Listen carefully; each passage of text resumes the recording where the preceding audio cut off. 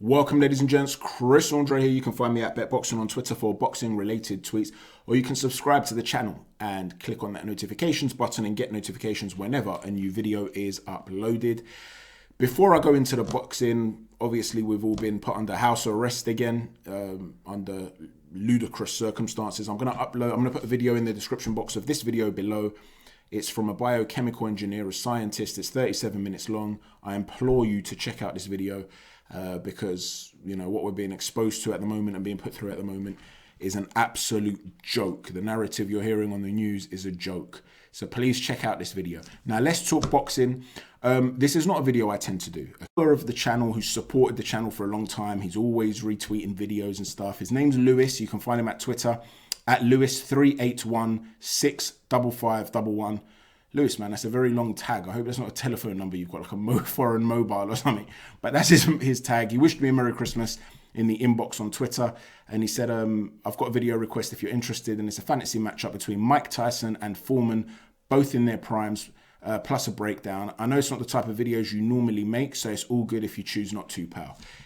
Listen, we're all under house arrest again. Like I said, it's not something I'm going to do consistently. I'd rather do prospect watch videos, but just for you, Lewis, and anyone else that's interested, I'll do it on this occasion. And you know, it's a way of saying thanks, Lewis, for always supporting the channel. What Mike was excellent at doing was closing the range quickly while making himself a difficult target. First and foremost, he, Cus D'Amato, under his tutelage, he brought about the Peekaboo style, and he'd have his hands up. Now, even that having your hands up is quite complicated with the Peekaboo style. Your elbows have to be in. You have to have quite a lot of coverage of your face. Don't have your wrists bent. A lot of people will have, I've seen a lot of people do this, right? The reason you never wanted to have your wrist bent, if a shot came in and it sort of came across the arm and you're oily, it could slip up the arm, catch you in the face. You got your elbows out and you're dipping, someone could throw a short little shovel hook under the elbow, you're in trouble. So you're tucked. You almost become like a turtle. It's the only way I can describe it. You know how a turtle sticks its head in its own shell? It becomes like a turtle. And there's a lot of movement, lateral side-to-side movement while you're doing that, making yourself a hard target to hit. And he would dip at the knees, which would make him even smaller. So not only is he only 5'10", and he's fighting bigger guys that are having to punch downwards, he's making himself even smaller. And if you're punching downwards, to land on someone that's low, you've got to get quite close to them to throw the punch. You know, you're not Dao Sim who's going to throw punches low from, a mile away and land these shots on him. It's quite hard. You've got to get quite close to the guy. So Mike would work his way in, slip side to side. You're throwing sort of jabs at him, he's slipping them. You start deciding you're going to throw hooks at him, he'd start coming underneath, weaving underneath those shots.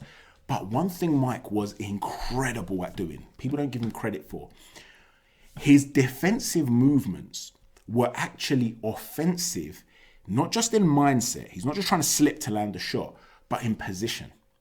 So he'd land already cocked and rotated to rise up with a shot. He's not landing and he's down and then he's thinking, right, from here, I've now got to turn, a second rotation or land here, throw a straight shot. Now what do I do? Nothing like that. His focus is how am I going to get into position to throw a punch? And that one movement of bypassing a shot to get into range to land a shot, he was brilliant at doing. He would shift his feet while bobbing side to side. And by shifting those feet, bringing them forward as he's bobbing, he's switching stances. So 1 minute he's southpaw, he comes to his right, he's orthodox, he comes to his left, he's southpaw. And he would use his lead arm from whatever stance he was in to look to engage on the inside. So one of the things he'd do, let's say he was moving to the left, he's in an orthodox stance, he dropped to the left. Now from the position here, he's not bringing his arm out, he's not getting down and then cocking, he's got his guard up, he's already down, I've got a table in front of me so I can't bend all the way down to show you. But he'd come all the way to the side and from there, he'd throw a little short left hook, say to the ribs, and then his knees are still bent. So he's already cocked. So he could either from there shoot a shot, turn out again and come upstairs with another hook. He could come through, I'll move a little bit back. He'd come through the guard with an uppercut with a lot of rotation. So he spun out, bang, and then more rotation, uppercut through the middle. Now, apart from doing that, he could also create a situation where he takes a second step out. So he'll take a little dip, throw that left hook. Then from there, He's taken a second step out. So he's still bent down, still low. Steps out, hook, second step out with his lead left hook, with his lead foot. Now he's even further outside. And from there, he's creating maximum rotation to turn that hook. Bang. He's twisting his whole upper body into the shot, that second shot. And it's that rotation, that frenetic movement and velocity of power that would take guys' heads off. There's a limitation to every style. And there's limits to Tyson's Peekaboo style and that aggressive style. First and foremost, he has to get close. So even with that movement, he's going to take some shots, or at least become a moving target on his way in that you can aim at. You're able, as a taller fighter, which you'd usually be, you're able to shoot shots before he can get close to you. That's the one advantage. If you're able to maintain range and move back a little bit while punching off the back foot, you're going to be able to get even more shots off. That's a very difficult thing to master. Okay, I've got a couple of brothers, younger brothers, I'm the oldest of the three, who over the years I try to teach self-defense to and stuff like that. The second brother, so the middle brother, he's become very adept. I've been able to show him how to generate rotation as he's moving backwards to generate power, basically. How to push off your foot, your lead foot, shifting your weight from your front foot to your back foot as you're moving out while still throwing forward punches. But that trajectory, that rotation of movement enables you to create power. He's done it really well. The younger one, no matter how many times I've tried to work with him on this, he can't get it right. Some people just can't do it. Now, at the highest level, when you've got a guy coming at you and you're in a state of panic, it's even harder to do. So it's a very difficult thing to master. And he's not just coming forward. He's changing angles on you. So it's not just about moving forward to generate power. Your timing's got to be on point.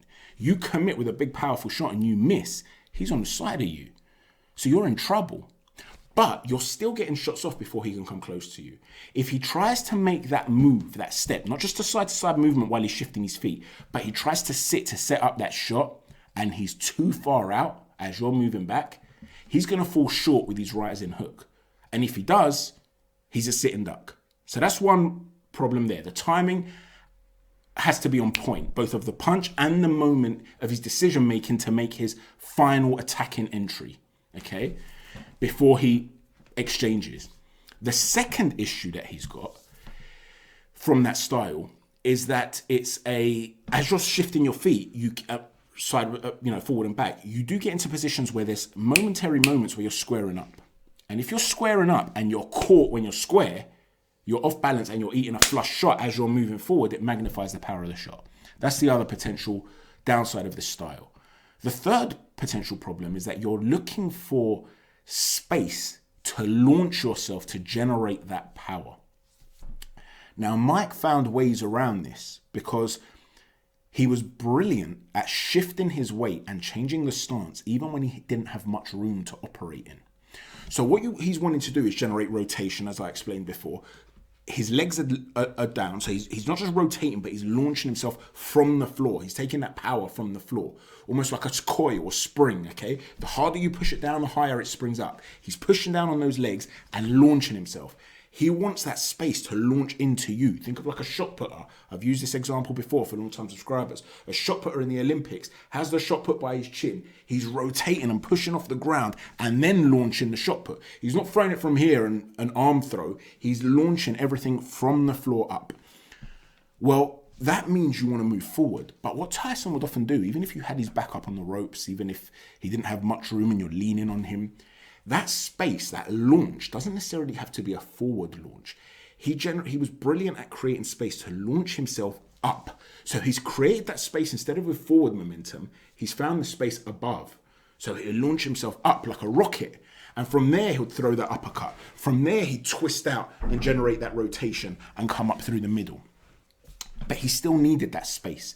Now, what he was brilliant at doing with that shift, he would often, say he's in the middle and you're leaning on him, you've pinned him, he's on the ropes, he doesn't know what to do, he's covered up. What's he going to do? What's Tyson going to do from this position? He would literally, he's in an orthodox stance, he would literally jump out and change and come into a southpaw stance. And as he's jumped out from this position, he'll jump out, come to the side. He's off his center line now. He's to the side of you, so he's outside of your lead shoulder.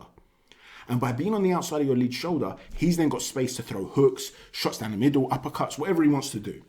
Okay? Great at it. but he still needs the space. Whether it can't be forward, he still needs that up and down space, that coil, that spring to generate the power. This is important. This is important for the breakdown of this fight. We'll come back to that in a moment. Now let's talk about George Foreman. When I was a little kid, there's two George Foremans, by the way. So Lewis says in his prime here, I'm going to say that's probably the young Foreman, but Foreman as a youngster had terrible technique in many regards. He was a much better athlete than the older Foreman. The older Foreman was also a more intelligent fighter. I believe he understood the fight game a lot more intelligent.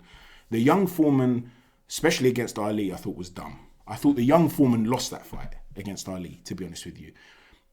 Ali won it, don't get me wrong. It's arguably the best win in boxing history. What he had to overcome, he's a comeback against a monster that was killing everybody. It was incredible, really. Way past his best, and to do something like that, unbelievable. But Foreman should have won the fight. Foreman was, will be kicking himself. Ali got into his mind. He punched himself out. There was no need to do that. Pace yourself. Ali wasn't setting the tempo to make you tired. You set the tempo. So Foreman for me wasn't, and it wasn't just that fight. Generally speaking, I don't think he was always as smart as he was. He used to set traps when he was older. He was wily, man. He was smart. But in his younger days, that's what the Foreman we're going to analyze here. He had very, very underrated foot movement and speed. And there's a lot of people that compare Joe Joyce to Foreman. And I can totally see why they do that, because they both had very good, powerful, accurate jabs. Joyce's jab was more consistent, I would say. Foreman's was more powerful. They both telegraphed and had slow, wide hooks. And even against Dubois, when Joe Joyce is throwing those hooks, those right hooks, and you'll see that they don't really land. Go watch that fight again. Even against Dubois, a guy who's not known for being elusive, Joyce is struggling to land that hook. You could see it coming from a mile off. Well, Foreman as well wasn't great at landing that right hook, especially from a distance. He was very good at landing it close. And he was, smart at short shots, Foreman.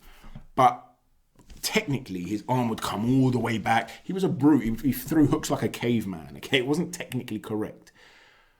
But he threw them from a low position. And by throwing them in a low position, they were quite hard to evade.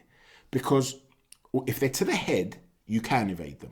But when they were to the body, or if you were dipping down like Frazier made him miss a lot of the hooks, by the way, even in that first fight. But a lot of them were also landing to the body. So he'd make sure he'd find the target and hit it somewhere. And it was consistent, it was powerful. But one of the things not a lot of people give him credit for, when I was a little kid, my cousin, I was like 6 or 7, right? And my cousin would be, 13, 14. I'll try and speed up because we're at 19 minutes now. He'd be telling me, come on, let's play fight. And I said, no, I don't want to play fight. And he used to do this thing where he used to grab my own wrists and used to make me slap myself with my own hands. He used to say, what are you slapping yourself for? What are you slapping yourself? And that used to make me so mad. And I used to want to just kill him. Then he'd let go. Maybe I was younger than 7 even. I might be, about 6, 7, I'm guessing actually. And I used to go mad. I used to say, I'm gonna take this guy's head off. And I used to try and throw punches at him. And he was so much bigger than me, so much stronger than me. He used to manipulate my entire body. And I'd be unable to get the shots off. So I'd clock back to throw a right hand. And as I'm here, he'd push my shoulder even further back. So I've set up to throw a shot and he's pushed me even further back. All right? I'd then throw the shot and I'd miss because he'd just pull his head back. I'd miss. And then from there, he'd push the back of my shoulder and I'd fall forward. And he was just shaking me around like a rag doll, and I could never land anything on him because he's literally putting his hands out, pushing me on the shoulders, pinning my arms to my chest. Well, George Foreman used to do that to other heavyweights, and I'm not joking. Obviously, he'd not grab their wrists and say, I'm going to make you slap yourself.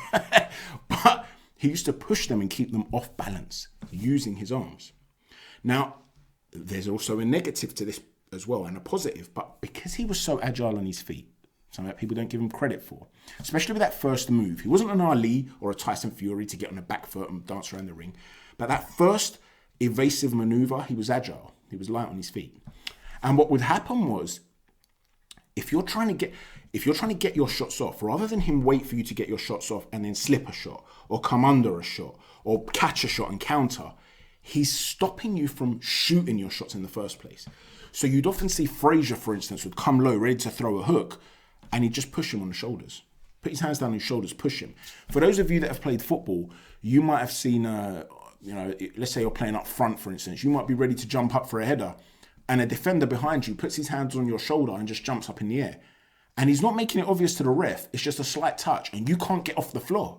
So he gets up above you and he heads the ball away, or you might have done that to another guy. This is the sort of logic that Foreman would use, not from football, obviously. I'm just trying to explain the dynamics, the physical dynamics. He'd keep you off balance. This is not head control, which you've spoken of in the past, although there was that as well. It was full body control. He'd make you unable to launch. Remember what we were talking about a second ago with Mike Tyson? He wants to launch himself. Even when he's looking for that shot, even if he can't move forward, he's looking to launch upwards. Well, what George Foreman would have wanted to have done with Tyson, something that he did with Frazier, is to literally get his hands on his shoulders, stop him moving. The minute Tyson's in range, give him a little push, just a little nudge. Sometimes it was obvious, sometimes it was less obvious. Maybe the ref would have told him off, but he used to get away with it. Push him slightly.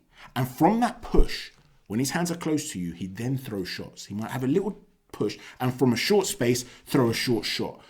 A short shovel uppercut, which was a deadly shot for him. A hook to the body, whatever it might be. He's wrestling you while hitting you. And as he's moving you, he's also cutting off the corner and stepping off to the side. So he might give you a little nudge to move you to one side while he turns to another. You're off balance. So even if he doesn't hit you, now you've got to reset. You've got to come back at him.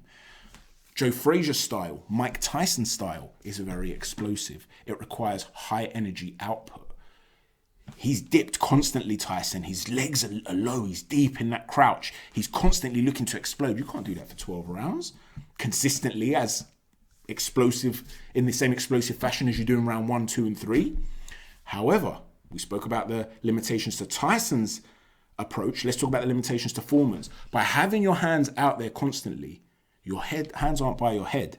So one of your lines of defense is eradicated if he bypasses that push. If you're unable to pin his hands, if you're unable to push his hands, if you're unable to pin him back, he would also do other subtle things. You know how Lomachenko would pull your guard down and then throw a hook? Literally pull your hand down and then bang you with a hook. Foreman would do stuff like that, believe it or not. He'd manipulate your guard, your defensive guard, manipulate it and throw a punch. Now, if as he pushes your hand down, you roll and throw a hook, his hand is no longer in a position to block.